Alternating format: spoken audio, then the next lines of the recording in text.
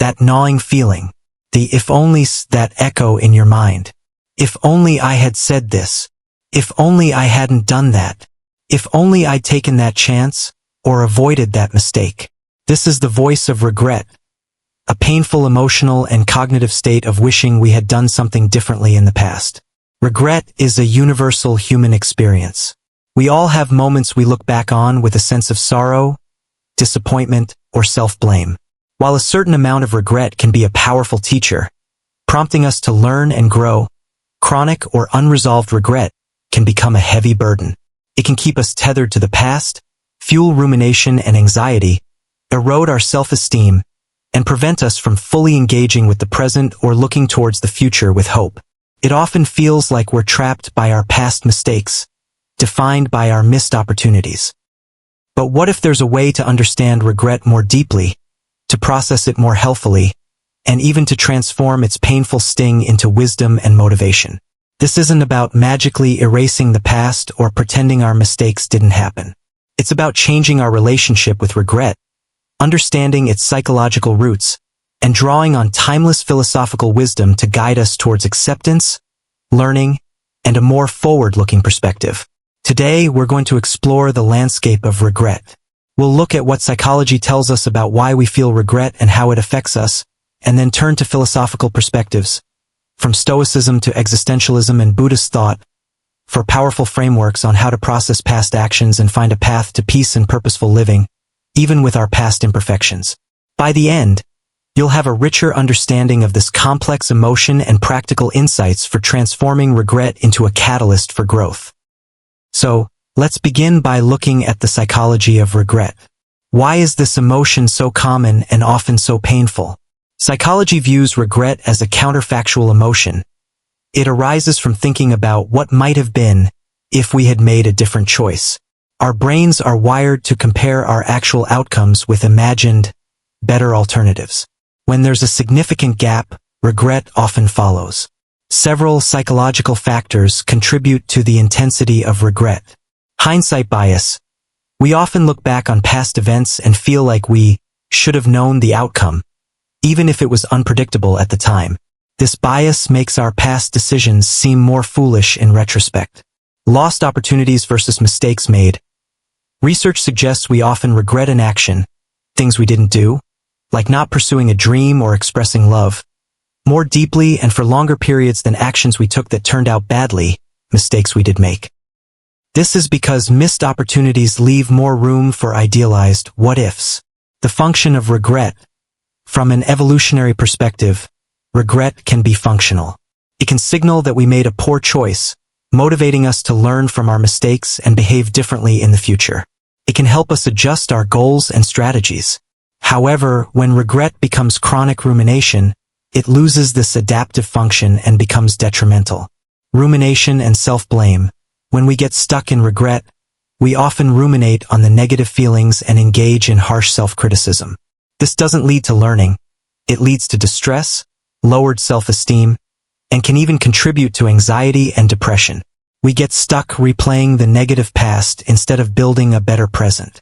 Psychology also helps us understand that our brains are wired to focus on negatives, negativity bias, which can make regrets feel more prominent than our successes or wise choices. So, psychology illuminates the cognitive processes, the biases, and the emotional impact of regret. It shows us why it happens and how it can trap us. Now, let's turn to philosophy to see how different wisdom traditions advise us to think about the past, our choices, and the possibility of moving forward. Philosophers have long grappled with the nature of time, choice, responsibility, and how to live well despite past imperfections. The Stoics, like Epictetus and Marcus Aurelius, offer a powerful perspective. They emphasize that the past is outside of our control. What has happened has happened. Dwelling on it with regret, wishing it were different, is to expend mental energy on something unchangeable and thus irrational. The Stoic focus is always on the present moment and on what is within our control, our current thoughts, judgments, and actions. While we can learn from past mistakes, a rational assessment. The emotional turmoil of regret is seen as a product of incorrect judgments about the past's power over our present well-being. The goal is to accept what cannot be changed and act virtuously now.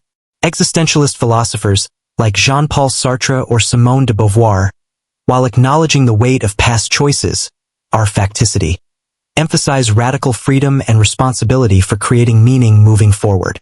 Regret, from this view, might acknowledge a past failure to live authentically or responsibly. However, the focus is not on being paralyzed by that past, but on using our freedom in the present to make new choices, to redefine ourselves, and to create a future that aligns more with our values. The past informs, but it does not have to dictate. In Buddhist philosophy, the concepts of impermanence, anicca, and non-attachment are key. Everything changes, including ourselves and the consequences of our past actions. Clinging to regret is a form of attachment to a past self or a past event, which leads to suffering dukkha. While acknowledging actions and their consequences, karma, the path involves cultivating self-compassion, learning, and letting go of the need to perpetually punish oneself for past mistakes. The focus is on wise action in the present. These philosophical traditions, though different, offer convergent wisdom. The past is done, our power lies in the present, and self-blame is less useful than self-compassion and learning.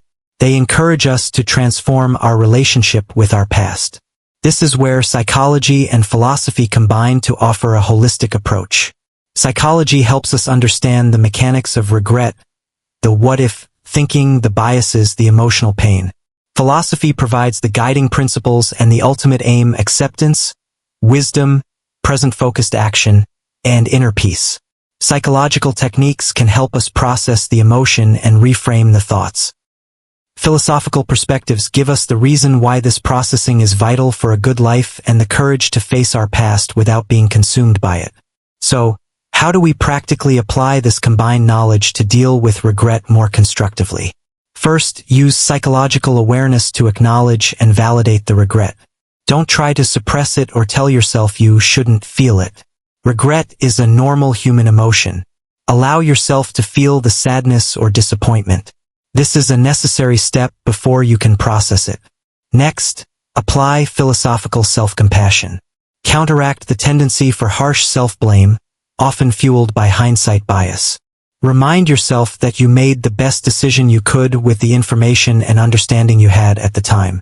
From a Buddhist perspective, practice kindness towards your past self. Engage in cognitive reframing, a psychological technique. Challenge the if-only thoughts. Explore what you learned from the experience. Regret often contains a valuable lesson. Ask, what can I take from this that will help me make better choices in the future? Shift the focus from what was lost to what was gained in terms of wisdom or self-awareness. Adopt the Stoic perspective on control. Clearly distinguish what was and is not in your control, the past outcome, other people's reactions, from what is in your control, your current attitude, your lessons learned, your future actions. Actively redirect your mental energy to the present and future. If appropriate and possible, consider making amends. If your regret involves harming someone else, psychology and ethics both suggest that taking responsibility and attempting to repair the harm, if feasible and welcomed, can be a powerful way to process regret and move towards reconciliation, both with others and with yourself. From an existentialist viewpoint, embrace your freedom to act now. Your past mistakes or missed opportunities do not have to define your future. You have the power in this moment to make choices that align with your values and create a different path forward. Use the regret as fuel for positive change, rather than an anchor to the past. Practice mindfulness, a technique with roots in both psychology and Buddhist philosophy, to stay grounded in the present. When regretful thoughts arise, gently acknowledge them and bring your focus back to your breath, your senses, or the task at hand. This weakens the grip of rumination. Dealing with regret is about transforming a painful emotion into a source of wisdom and growth. It's about understanding why our minds cling to the past, and then consciously choosing, with tools from both psychology and philosophy, to learn, to forgive ourselves, and to reinvest our precious mental energy into living a more purposeful and present life. The past is a teacher, not a jailer. By changing our relationship with regret, we can honor its lessons without being imprisoned by its pain. Thank you for joining me in exploring this deeply human emotion. If you found this discussion valuable, please give it a like and subscribe for more insights on navigating life's challenges. What regrets have taught you the most? Share your thoughts in the comments below.